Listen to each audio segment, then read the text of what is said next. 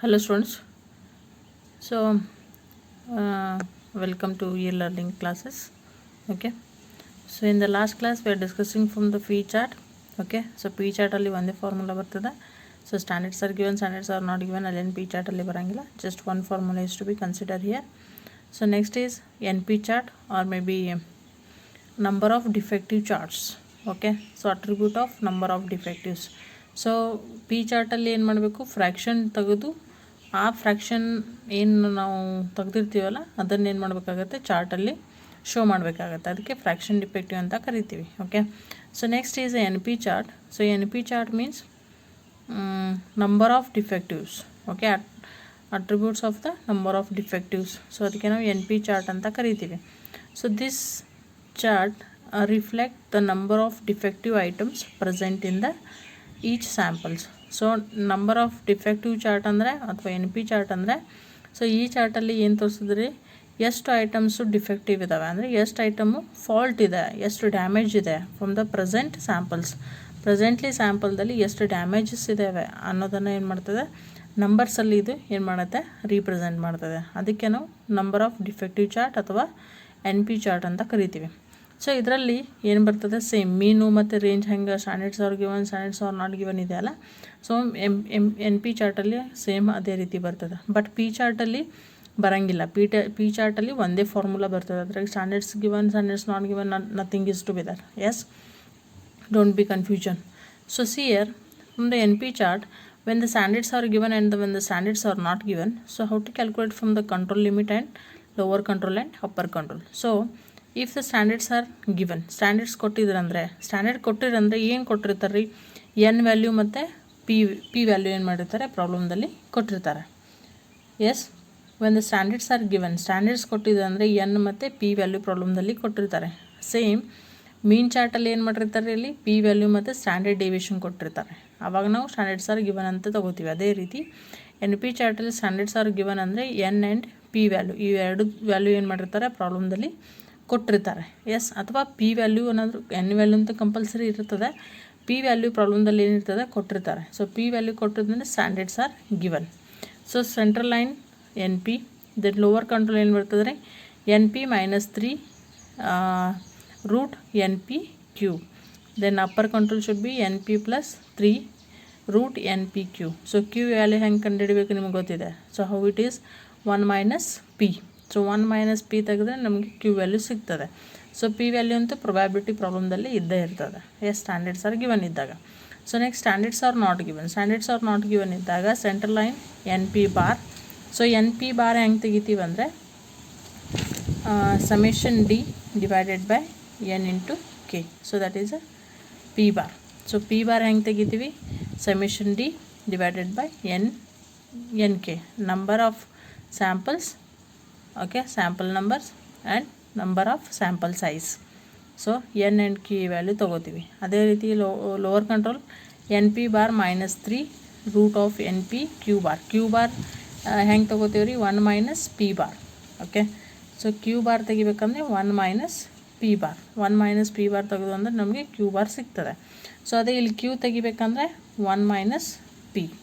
So ಇಲ್ಲಿ Q ಬೇಕಂದರೆ 1 - P ತೆಗಿತೀವಿ. ಇಲ್ಲಿ ಪಿ ಬಾರ್ ಬೇಕಂದರೆ ಸಮೇಷನ್ ಡಿ ಅಂದರೆ total defectives divided by N into K. Then Q bar ಅಂದರೆ 1 - ಪಿ ಬಾರ್. ಓಕೆ, ಸೊ ಈ ಥರ ತೆಗೆದ್ರೆ ಕ್ಯೂ ಬಾರ್ ಸಿಗ್ತದೆ. Then lower control N P bar +3 root of N P bar Q bar. Okay, so like this standards are given and standards are not given in the problem. Okay, so we'll see the problem here from the first problem. The following chart is regarding number of defective units in the sample containing 400 razor blades. Okay, Rizal blades, each from a Rizal blade production process. So Rizal product blades ಇದಾವೆ. So total blades ಎಷ್ಟಿದೆ ರೀ, 400 blades ಇದ್ದಾವೆ. Okay, sample ಆಗಿ ನಾವು 400 ಬ್ಲೇಡ್ಸನ್ನು ತೊಗೊಂಡಿದ್ದೀವಿ. So 400 ಬ್ಲೇಡ್ಸನ್ನು ತೊಗೊಂಡಿದ್ದೀವಿ ಅಂದರೆ ಇದೇನಾಗುತ್ತೆ, N value. Yes, 400 blades are the N value. Then sample number ಕೊಟ್ಟಿದ್ದಾರೆ. ಸೊ ದ ಸ್ಯಾಂಪಲ್ ನಂಬರ್ಗೆ ನಾವು ಏನಂತ ಕರಿತೀವಿ ಯಾವಾಗಲೂ, K.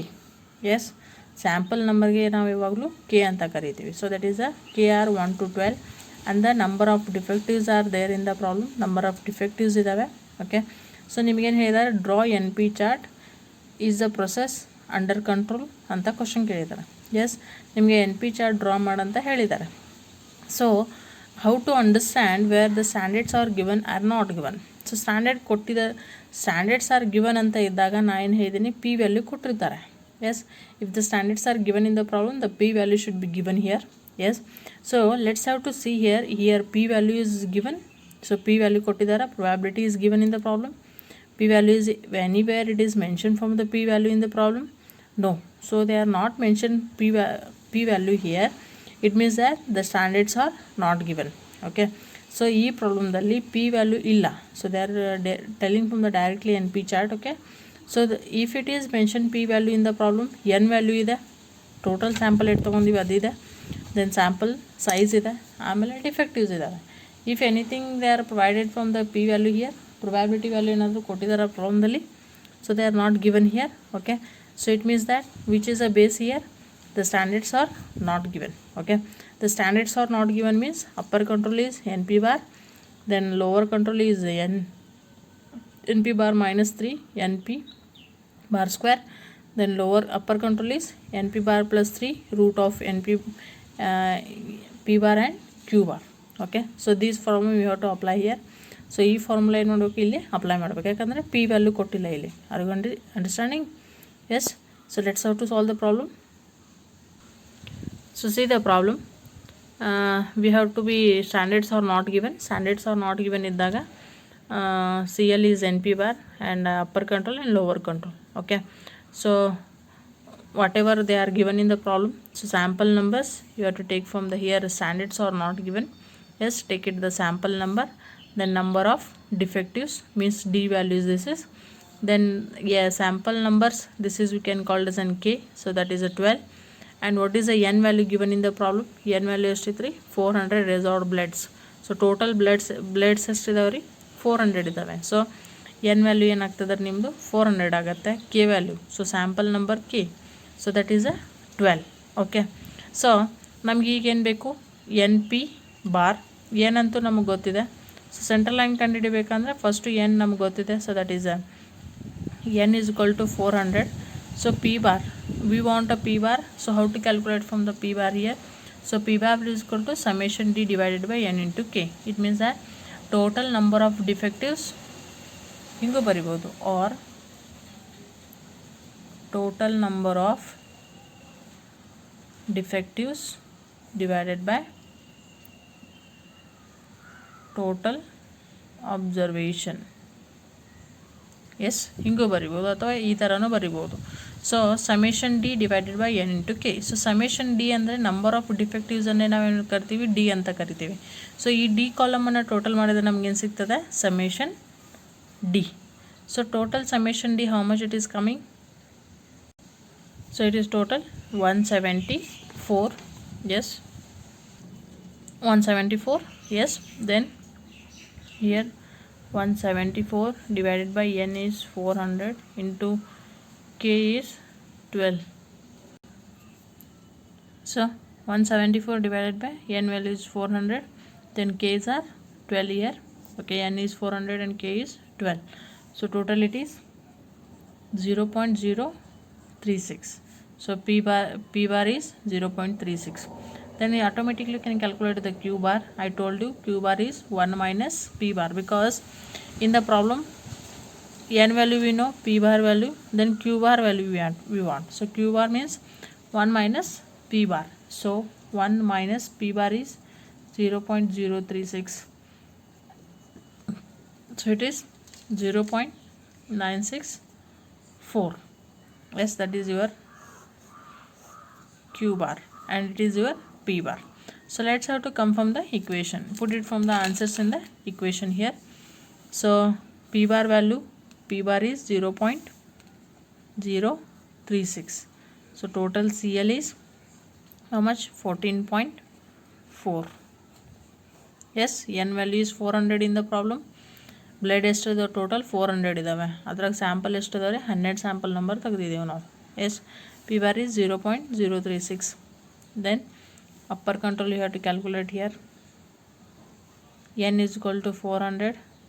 P bar is 0.036 plus 3 root N is 400 into P bar is 0.036 into Q bar is 0.964. Then this is 14.4 plus 3 ಇವೆರಡು into ಮಾಡಿರಿ 14 plus 4 ಬರ್ತದೆ. Then ಇವೆಲ್ಲ ಇಂಟು ಮಾಡಿದಾಗ ಎಷ್ಟು ಬರ್ತದೆ? It will be 13.88. Yes. So next is 14.4 plus 3 into 13.88 ಏನು ಮಾಡಿರಿ? Root ತೆಗೀರಿ. So it is make it the root 13.88 ರೂಟ್ದು ಏನಾಗುತ್ತೆ? 3.7255. So next is 14.4 plus 3 into 3.7255. How much it is? 11.18. Yes. So you can make it a plus 25.58. So it is our upper control limit. Yes. In the same you can put it from the equation here, from the lower control. Take it from here. N is 400 into 0.036 minus 3. N is 400 into P 0.036 into Q value is 0.964. So here it is 0.964. Yes. So it is 14.4 minus 3. Total it is 13.88. Same ಆಗುತ್ತೆ. Upper control plus ಆಗುತ್ತೆ, lower control minus ಆಗುತ್ತೆ ಅಷ್ಟೇ. Equation is same. So 14.4 minus 3 ಇದರ root ಎಷ್ಟಾಗುತ್ತೆ ರೀ? 3.7255. So 14.4 minus 11.18 3 into 3.7255. So ಇದನ್ನು into ಮಾಡಿರಿ 11.88 ಬರ್ತದೆ. So lower control should B 3.22. So lower control limit. Yes. So this is the equation. So now we can draw from the chart here. Okay. So that is a NP chart. Okay. See the students. So here from the y axis, that is sample numbers. So sample numbers are 1 to 12. Then next is these are the defectives values. Defectives ಹೆಂಗೆ ತೊಗೋಬೇಕಂದ್ರೆ ಇಲ್ಲಿ number of defectives ಎಷ್ಟೈತೆ ರೀ? Maximum 31 ಇದೆ. S. ಇಲ್ಲಿ fraction ಮಾಡೋದಿಲ್ಲ. Fraction N P ಚಾರ್ಟಲ್ಲಿ ಫ್ರ್ಯಾಕ್ಷನ್ಗೆ ಸಂಬಂಧ ಇಲ್ಲ. ಎನ್ ಪಿ ಚಾರ್ಟಲ್ಲಿ ನಂಬರ್ ಆಫ್ ಡಿಫೆಕ್ಟಿವ್ಸ್ ಇದು ಎನ್ ಪಿ ಚಾರ್ಟ್ ಅಂದ್ರೆ ನಂಬರ್ ಆಫ್ ಡಿಫೆಕ್ಟಿವ್ಸ್ ಅಂತ ಹೇಳ್ತೀವಿ ನಾವು. ಓಕೆ. ಸೊ ಅಂದರೆ ನಾವು ನಂಬರ್ ಆಫ್ ಡಿಫೆಕ್ಟಿವ್ಸ್ ಏನು ಮಾಡಬೇಕು? ಚಾರ್ಟಲ್ಲಿ ತೋರಿಸ್ಬೇಕು. ಅದೇ ಪಿ ಚಾರ್ಟಲ್ಲಿ ಏನಂತ, ಪಿ ಚಾರ್ಟಿಗೆ ಏನಂತ ಕರಿತೀವಿ? ಫ್ರ್ಯಾಕ್ಷನ್ ಡಿಫೆಕ್ಟಿವ್ ಅಂತ ತೋರಿಸ್ತೀವಿ. ಸೊ ಅಲ್ಲಿ ನಾವು ಏನು ಮಾಡಬೇಕು? ಫ್ರ್ಯಾಕ್ಷನ್ ಡಿಫೆಕ್ಟಿವ್ಸನ್ನು ತಕ್ಕೊಂಡು, ಅಂದರೆ ನಂಬರ್ ಆಫ್ ಡಿಫೆಕ್ಟಿವ್ಸ್ಗೆ ಎನ್ನನ್ನು ಏನು ಮಾಡಬೇಕು? ಡಿವೈಡೆಡ್ ಮಾಡಿ ಅಲ್ಲಿ ಫ್ರ್ಯಾಕ್ಷನ್ ಡಿಫೆಕ್ಟಿವ್ಸನ್ನು ತಕ್ಕೊಂಡು ಆ ಫ್ರ್ಯಾಕ್ಷನ್ ಡಿಫೆಕ್ಟಿವ್ ಏನು ತಕ್ಕೊಂಡಿರ್ತೀರಲ್ಲ ಅದನ್ನೇನು ಮಾಡ್ತೀವಿ? ಪಿ ಚಾರ್ಟಲ್ಲಿ ತೋರಿಸ್ತೀವಿ ನಾವು. ಅದೇ ರೀತಿ ಎನ್ ಪಿ ಚಾರ್ಟಲ್ಲಿ ಫ್ರ್ಯಾಕ್ಷನ್ ಡಿಫೆಕ್ಟಿವ್ ತೆಗೆಯೋದಿಲ್ಲ. ಯಾಕಂದರೆ ಎನ್ ಪಿ ಚಾರ್ಟ್ ಅಂದರೆ ನಂಬರ್ ಆಫ್ ಡಿಫೆಕ್ಟಿವ್ಸ್ ತೋರಿಸ್ಬೇಕು. ಎನ್ ಪಿ ಚಾರ್ಟ್ ಅಂದರೆ attribute of number of defective chart. Okay. ಅಂದರೆ ಇಲ್ಲಿ ಏನು ಮಾಡಬೇಕು? ನಂಬರ್ ಆಫ್ ಡಿಫೆಕ್ಟಿವ್ಸನ್ನು ಏನು ಮಾಡಬೇಕು? ಚಾರ್ಟಲ್ಲಿ ತೋರಿಸ್ಬೇಕು. ಎಸ್. ಸೊ ಇಲ್ಲಿ ನಂಬರ್ ಆಫ್ ಡಿಫೆಕ್ಟಿವ್ ಇಲ್ಲಿ ಫ್ರ್ಯಾಕ್ಷನ್ ತಗೊಳ್ಳೋದಿಲ್ಲ. Is it? So number of defectives item ಇಲ್ಲಿ ಹೈಯೆಸ್ಟ್ ಎಷ್ಟೈತೆ ರೀ? 31 ಇದೆ. ಓಕೆ. ಸೊ ಇಲ್ಲಿ ಹೈಯೆಸ್ಟ್ ಫ್ರೀಕ್ವೆನ್ಸಿ ಇದೆ 31 ಇದ್ದರೆ ಇಲ್ಲಿ ಅಪ್ಪರ್ ಕಂಟ್ರೋಲ್ ಎಷ್ಟಿದೆ ನೋಡಿರಿ? 25 ಇದೆ. ಎಸ್. 25 ಇದೆ. ಆದಮೇಲೆ ನಾನು ಏನು ಮಾಡಿದ್ದೀನಿ ಇಲ್ಲಿ ವೈ ಆ್ಯಕ್ಸಿಸಲ್ಲಿ ಏನು ಮಾಡಿದೆ? 31 ಏನು ಮಾಡಿದ್ದೀನಿ? ನಾನು ಹೈಯೆಸ್ಟ್ ತೊಗೊಂಡಿದ್ದೀನಿ. ಯಾಕಂದರೆ 25 ಅಪ್ಪರ್ ಕಂಟ್ರೋಲ್ ಇದೆ. ಸೊ ಈ ಚಾರ್ಟಲ್ಲಿ ಓ ಎಕ್ಸ್ ಆಕ್ಸಿಸ್ ಏನಾಗುತ್ತೆ ರೀ? ಸ್ಯಾಂಪಲ್ ನಂಬರ್ ಆಗುತ್ತೆ. ಓ ಆ್ಯಕ್ಸಿಸ್ ಏನಾಗುತ್ತೆ? Number of defectives. ಸೊ ಈಗೇನು ಮಾಡಬೇಕು? ಈ ಚಾರ್ಟಲ್ಲಿ central line. So central line ಎಷ್ಟೈತೆ ರೀ? 14.4. So let's we have to be show from the 14.4 from the chart. 14.4 in ಮಾಡಬೇಕು center line. Then lower control is 3.22. So that is lower control is 3.22. If you then upper control is 25.8. So 25.8 8. So you people have to be draw these charts in the exams, that is in the graph only. So ಎಕ್ಸಾಮಲ್ಲಿ ನೀವೇನು ಮಾಡಬೇಕು, ಇದನ್ನು ಗ್ರಾಫಲ್ಲಿ ತೋರಿಸ್ಬೇಕು. ಯಾಕಂತಂದರೆ in the exam preparation of the graphs in the graph paper, so that is containing for 1 marks. So ನೀವು ಹೊರಗಡೆ ತೆಗೆದ್ರಿಂದ 1 marks ಹೋಗುತ್ತೆ, ಗ್ರಾಫಲ್ಲಿ ತೆಗೆದು 1 marks ಉಳಿತದೆ. So next, so upper control lower control ತೊಗೊಂಡ್ವಾ. ಸೊ ಈಗೇನು ಮಾಡಿರಿ, ಇವೆಲ್ಲ ನಂಬರ್ ಆಫ್ ಡಿಫೆಕ್ಟಿವ್ಸ್ ಏನಿದಾವಲ್ಲ, ಸ್ಯಾಂಪಲ್ ನಂಬರ್ 1ಗೆ 17 ಇದೆ, 2ಗೆ 15 ಇದೆ. ಸೊ ಇವನ್ನೆಲ್ಲ ಏನು ಮಾಡಿರಿ, ಈ ಚಾರ್ಟಲ್ಲಿ ಎಂಟ್ರಿ ಮಾಡೋಣ. Yes, okay. See here I drop it here. So sample number 1ಗೆ ಎಷ್ಟಿದ್ರೆ defectives, that is in the problem, that is 17. So 2ಗೆ ಎಷ್ಟಿದೆ 15, 3ಗೆ 14, 4ಗೆ 31, 5ಗೆ 9, ದೆನ್ 6ಗೆ ಎಷ್ಟಿದೆ 19, 7 is 12, 8 is 9, 9 is 14, then 10 is 10, then 11 is 11, and 12 is 13. So like this points you have to record it here. So next you have to join from the freehand curve.